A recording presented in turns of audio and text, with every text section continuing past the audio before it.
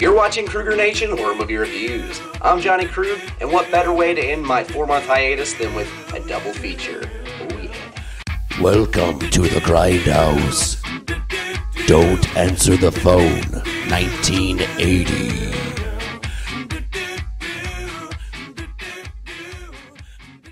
So, to set this movie up right, you have to imagine Kevin James from King of Queens, or Paul Blart, meets Tom Noonan's character from Manhunter as like a disgruntled Vietnam vet who strangles beautiful women and hookers.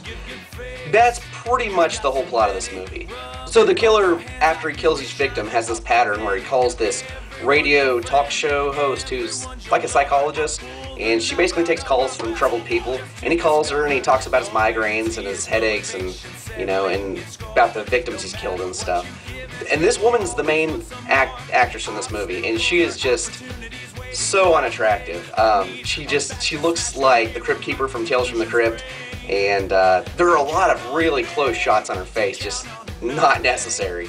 So there's some cops that are trying to work with this radio psychologist lady to catch the killer, and these cops, I don't know, I assume they were written to be funny characters, and they were funny, but like a lot of the stuff that happens in this movie is way too fun for this kind of movie. You know, the subject matter, you know, a serial killer who's strangling women and stuff. This movie is very, I felt the tone of this movie was very light for the subject matter.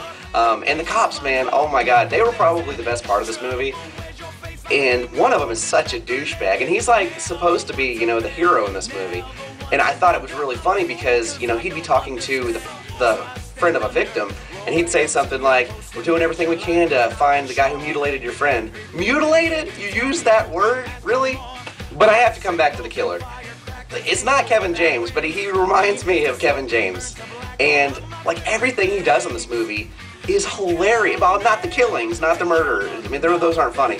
But everything outside the murders cracks me up. There's a scene where he goes on this racist rant, and where he's like talking to his dad, and then he's like pretending to talk to this black guy that he just beat up, and it is so, oh my god, it is insane. Like, it's so funny, man. And just his whole performance, man, the way he walks even just cracked me up in this movie. And you think of killers, especially, you know, stranglers and stuff, of being silent. There's a scene where this woman's laying in bed and he's been stalking her for like a week, and he just comes through the fucking door like the Kool-Aid man. Like, oh yeah! I was fucking dying, man. It was so funny. And, you know, and she hears it and she wakes up and starts running. I mean, it was just great. This is really, really funny in parts. Like I said, this movie is completely racist in parts, but I think that's part of the whole Grindhouse thing and the exploitation thing is, you know, they did a lot of things in those movies that you couldn't get away with now, probably. The soundtrack for this was really cool. It was like a synth score, and it was just so heavy on the boom, you know, just the real heavy synth sounds. I mean, oh, man. One more thing to mention in this is there was a sex scene in this movie, and with the Crypt Keeper and the main cop, and oh my god, just one of the worst sex scenes I've ever seen in a movie. And it was longer than most sex scenes you would see in an average movie. I mean, maybe it wasn't long. It felt long to me, just because, you know, just didn't want to see it. But this movie ends, you know, I will give you a spoiler right now. The killer does get shot right in the cock, and that's how it ends. So, I really enjoyed this flick. In fact, I enjoyed it a lot more than I thought I would. Prime Evil, 1989. Primeval. This movie, if you go to IMDb, is pretty easy to sum up because it's about a satanic cult who's kidnapping women and sacrificing them to raise the devil or a demon.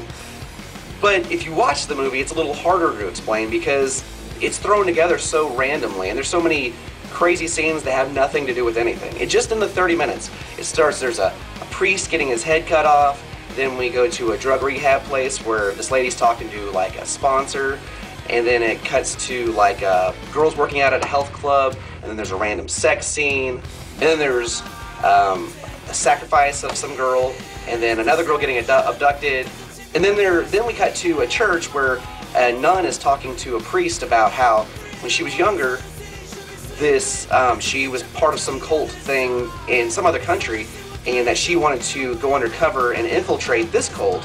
And so, and the funny thing is that really never comes up in this movie ever again until the last minute. And so it's like they set it up, and it was just completely, it was only set up for the end. And the main character in this movie, the girl's drug sponsor, I don't even remember her name. That's how, like, unlikable and unmemorable she is. But it takes over half of the film to even figure out that she's the person you're supposed to be focused on.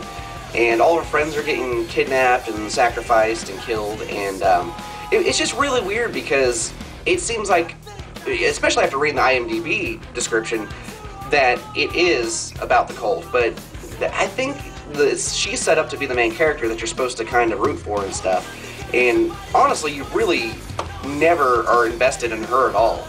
So, and then the last 15 minutes of this movie, you are introduced to two cops who are trying to investigate what's going on with this church, and you've never seen these guys before at this point either, so now there's another set of characters to focus on, and this movie is just a mess. Now, it's not a bad movie, it's not terrible, I didn't hate this movie. It was actually really entertaining, but I think it could have been maybe edited better or written better. It was entertaining, lots of nudity in this movie. I will never complain about that.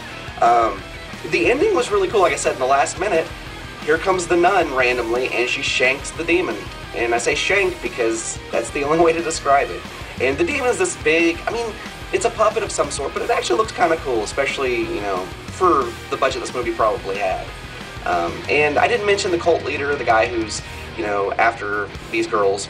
He was the worst actor in this movie. And it was really funny how he delivered his line. He would just say stuff like, "Don't be an asshole." Okay. But this movie, it had really cool special effects at the very end. I thought the special effects were actually amazing when the faces are melting and stuff. So overall, this movie's worth checking out, I think, just like the other one. And see, I got this movie for really cheap, and like $4. And I think it's definitely worth $4. It gives you that Grindhouse experience. It had the trailers before it. It had Horror High, Blood Mania, Night of the Werewolf, and Werewolf versus the Vampire Women. They're really cool trailers. They're pretty long, too, a couple minutes long each. And you get, like, the cool theater commercials, like, be kind and clean up your mess and stuff. Overall, this was a really good experience. You have friends over. $4, man. This was an amazing buy for this because, have people over, and you're gonna have fun watching these movies. They're really entertaining, and I give them both a pretty high recommend. So that is all for this return episode of Kruger Nation. Make sure to check me out on Twitter. I am Johnny Krug on there. And also, look us up at iTunes and www.cinemacorpse.com for the podcast. Until next time, take it easy, bitches.